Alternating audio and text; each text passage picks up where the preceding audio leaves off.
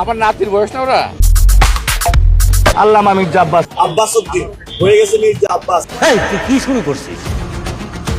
ঢাকার রাজপথে নির্বাচনী উত্তাপ্ত সবখানেই আছে, কিন্তু ঢাকা ৮ আসনের আমেজটা যেন একটু অন্যরকম। এখানে লড়াইটা শুধু ভোটের নয়, লড়াইটা যেন অভিজ্ঞতার সাথে তারুণ্যের এক অদ্ভুত রসায়নের। একদিকে পরখাওয়া রাজনীতিবিদ মির্জা আব্বাস, আর অন্যদিকে আলোচনার কেন্দ্রে থাকা নাসিরউদ্দিন পাটোয়ারি।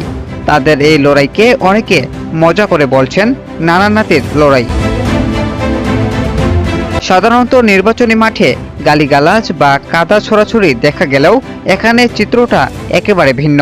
তাদের প্রচারণা আর যুক্তির তর্ক দেখে আপনার অবচেতনে মনে হতে পারে জনপ্রিয় ম্যাগাজিন, অনুষ্ঠান ইত্যাদির সেই বিখ্যাত নানা নাতির পর্বগুলো দেখছেন না তো।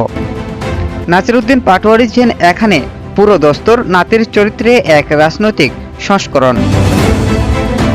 সামাজিক যোগাযোগ মাধ্যমে ইদানিং একটি বাক্য বেশ ঘুরপাক খাচ্ছে, আমাকে মারে না কেন। এই কৌতুকপূর্ণ স্লোগান বা প্রশ্নটি এই আসনের লড়াইকে এক ভিন্ন মাত্রা দিয়েছে। নেটিজেনরা বলছেন, এক পাশে যেমন আছে মির্জা আব্বাসের অভিজ্ঞতার ঝুলি, অন্য পাশে আছে নাসিরউদ্দিনের তারুণ্যের ঝলক। তবে ভোটের মাঠে অভিজ্ঞতার দাম সবসময় আলাদা। মির্জা আব্বাস যেন একটু নির্ভর, তবে সতর্ক। তার বক্তব্যে কোনো জাদুকরী কৌশলের চেয়ে বাস্তবতা বেশি ফুটে উঠছে। তিনি হয়তো হলফ করে বলতে পারছেন না জয়ী হবেনই, কিন্তু লড়াইয়ের ময়দান ছাড়ার পত্রও তিনি নন। নিজের স্ট্র্যাটেজি নিয়ে লুকোছাপা না থাকলেও তিনি তাকিয়ে আছেন শেষ হাসির দিকে।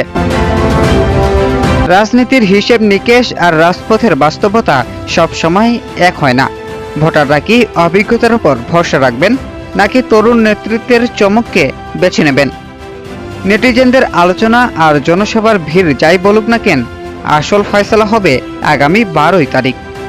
ব্যালট পেপারেই লুকিয়ে আছে এই নানা নাতির দৌরত্বের চূড়ান্ত ফলাফল। শামীম রাজা, দেশের খবর প্রতিদিন।